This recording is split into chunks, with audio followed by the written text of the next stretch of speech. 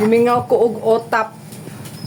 Yan, naatay sugar-free, low-carb otap from Tito J's. Gimingaw na ba mo og otap? So, naatay low-carb otap diri. So, mao ni siya. Ayan, from Tito J. So, sa mga gipangmingaw og otap, naanay available na otap na mas lami pa sa regular nga otap nga atong nakasanayan before. So, mao ni siya. Yan. Gimingaw ko. Actually, dugay na kaayo ni napadala ni siya mga siguro 2 months ago or 3 months ago.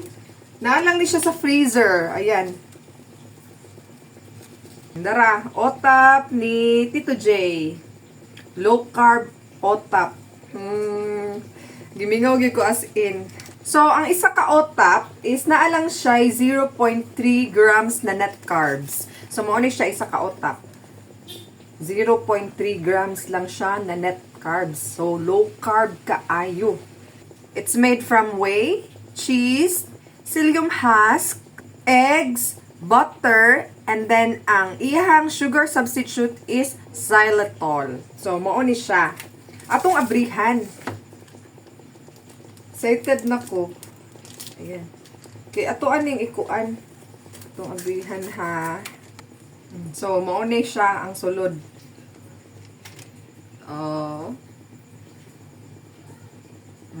Kinsay gimingaw diha og otap. Kalami sa low carb na otap.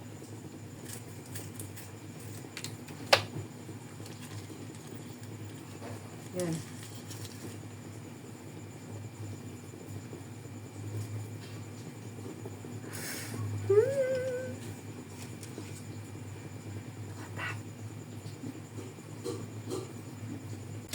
So, lami kaayo initon ang otap, no? So, ato siyang initon. Ayan.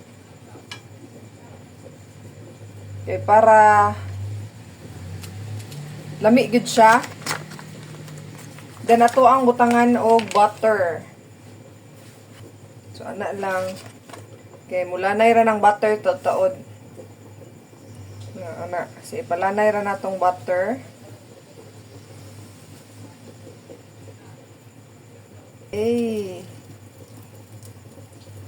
Yan. Hinana. Tapos, ato ang butangan og perfect match low carb selection. Sugar substitute na stevia. Ayan. Tangan na to na sa taas. Tangan na to sa taas kay para utap kay og naong. Diba? Dili man na mautap og naong og kanang walay asukal bitaw sa taas. Ano, tanawa. Utap kaayo, di ba? Yan. Ito ang ibutang sa atong plato.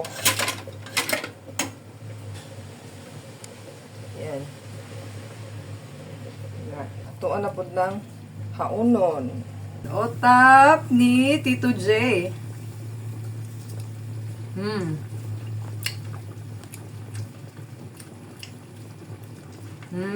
Wow.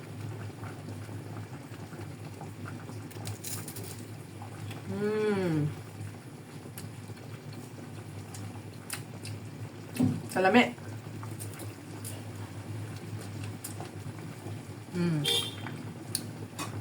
Crunchy kay utap.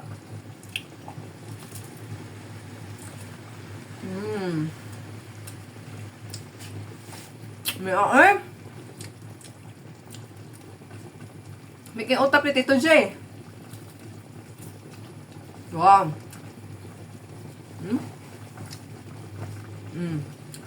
Literal na utap. Guilt-free.